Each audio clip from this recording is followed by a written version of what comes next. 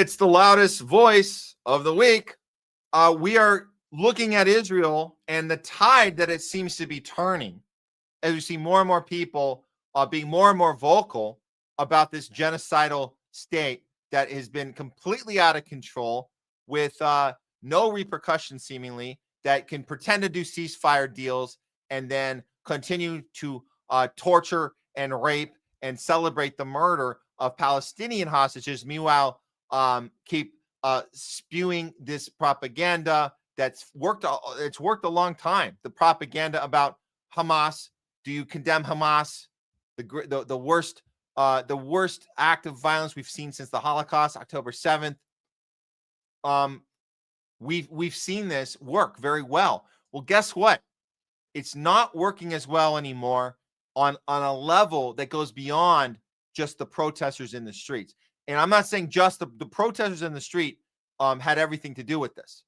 And we need to recognize that global protesting against Israel has made a difference and has led to situations like this. Nama Lazimi, who is a member of Israeli Knesset political party, is claiming in public, right in front of Netanyahu, she is calling him out on being the responsible party for October 7th, saying that he issued the stand down order and he himself ignored key security protocols before the attack, seemingly on purpose. She then goes on calling Netanyahu a plague and an enemy within. And she does this not to the camera. She does this right to his face. Check it out. Here we go. I accuse you, Benjamin Netanyahu, of the October 7th massacre, the greatest disaster the country has ever known happened on your watch. Even if you sleep with a clear conscience, look at that guy. I had to pause it. Look at that piece of shit. Look at his physicality right there. Look at his aura. Look at that face and his arm up on the chair, glaring back at her with this like dead, dark, cold. It's a non-human look. Just staring with those cold, pupilless eyes. Just there's something so sinister about this, and he seems to be so uninterested, as if he owns the room. Does he own the room, or is he going to be led away in handcuffs? Well, I hate to spoil it for you guys. Spoiler alert: he's not going to be led away in handcuffs. But make no mistake, this could not be done even just 6 months ago. This could not be done. We are gotten to the point where even though he seems unaffected, soulless piece of shit sitting there, she's looking right at him, telling him, we will not forget. It's a powerful moment. Well, let's see what happens next. We will cry out against the abandonment. A state commission of inquiry must be established. I accuse you, Benjamin Netanyahu, of funding Hamas, building terrorism, and turning a blind eye. The existential threat to us of abandoning the security of the state as a policy. Security is not a political tool. You hear? She's saying, you hear me? I'm talking to you, motherfucker. That's what she's saying.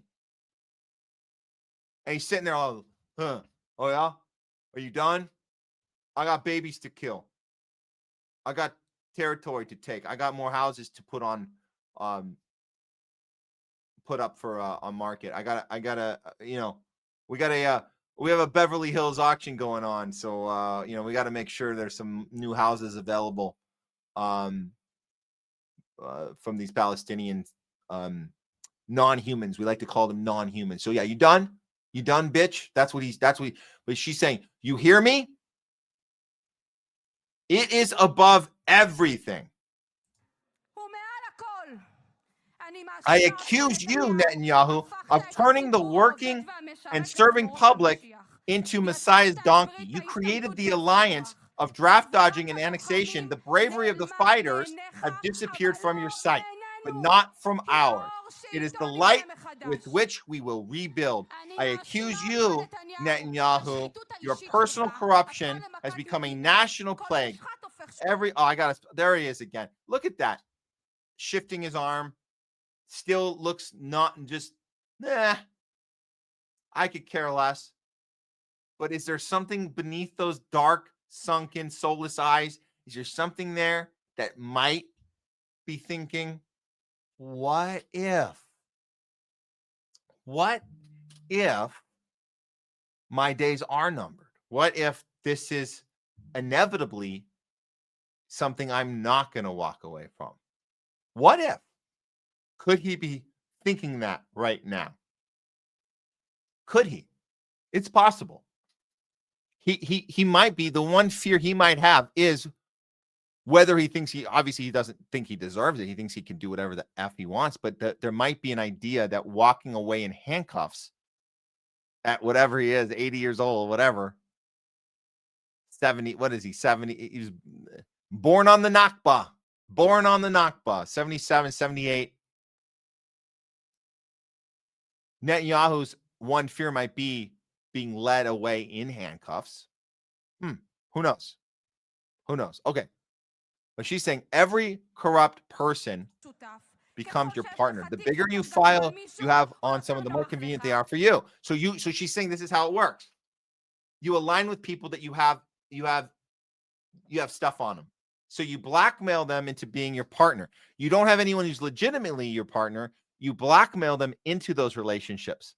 That's what you do. So she's accusing him of all of these unethical business, not just the murdering of people. That's bad. And obviously the murdering of people, of innocent people, there's nothing worse than that. But she's also saying, this is how you're able to get away with it. This is how you're able to get away with it. You align yourself with people that you force into protecting you, or you will F them over. That is a technique. It works. If you're good at it, it really works. And she's calling it out. A one-man trial has taken an entire country hostage. I accuse you, Netanyahu, because you forgot what it means to be Jewish. Trump brought back hostages in your place, while you, no matter what, were busy trying to get him to pardon you. Dozens of hostages were murdered and killed in captivity, while you failed to fulfill the commandment of redeeming captives, conscienceless and godless. Look, he's kind of smirking right there, right? He's kind of smirking. I accuse you, Netanyahu. Racism has always served you, and that's what you mean. That's Jewish superiority. The Zionist mindset is totally racist. We know this. It's indisputable at this point. The superiority complex of special privileges for me. Everyone else is less than. You tore us apart from within. You turned half the nation into an enemy. So Netanyahu, the Moroccan, the traditional woman from Migdal HaHakim, we will break the walls you built. We will cleanse the poison you've poured here. For 30 years, we will return to being a united society. Okay, just side note, must be said, as accurate as this is, she is leaving out the part of the occupation Israel has had on Palestine and other surrounding areas in the Middle East dates back before 30 years, obviously. So there is, on one hand, she's right. On the other hand, if anything, if Netanyahu is let out in handcuffs, which he won't be today, again, spoiler alert, he's not being let out in handcuffs today. But if he is, then are we going to rewrite this? That this is like Trump. This is Trump derangement syndrome. Are we going to have Netanyahu derangement syndrome, where we say Israel's problem started 30 years ago with Netanyahu, get rid of the Netanyahu, and then we can go back to being a Jewish state that has integrity. Well, you can't do that because Israel has never been a state of integrity, ever. It's not designed as a state of integrity. It's designed as an occupation force who wreaks havoc on its neighboring countries because it started as wreaking havoc on the people that the land you stole from the beginning, which Netanyahu wasn't in a position of power when that happened, but he was the best person to pick up the mantle. It's very much like Trump derangement syndrome. People think when we call people out for Trump derangement syndrome, they think that we are excusing Trump. We're not. We're saying he's the perfect selection by the empire to continue the psychotic foreign policy and warmongering and censorship and division that the empire demanded. He was just the next face for it. So let's be careful that we're not doing Netanyahu derangement syndrome here when the whole state of Israel, in the entire existence of Israel, has been a problem the entire time. That's the thing. But anyway, she's right about everything, but just to keep that part in mind. It's not a 30-year problem. It's not even a 77, 78-year problem. This goes back to the Balfour Declaration. This goes back to 1917. We've talked about this. I won't get into it now, but you guys know that this is there's always more historical context than the moment we're living in right now. King Trump isn't the problem. It's King America, King Israel. King Netanyahu isn't the problem. It's King Israel, King America. That's the problem. But you're not seeing those on the signs being printed by the Walmart heiress. Okay, so you understand that. Okay. So I accuse you, Netanyahu. Citizens are being murdered here as if they are dust. Governance, yeah, right. When Likud operates a crime organizations rise up. I accuse you, Netanyahu, yes, of sacrificing life itself. People are utterly broken. Broken under the economic god. Is he like, is he saying, are we done yet? Are you done?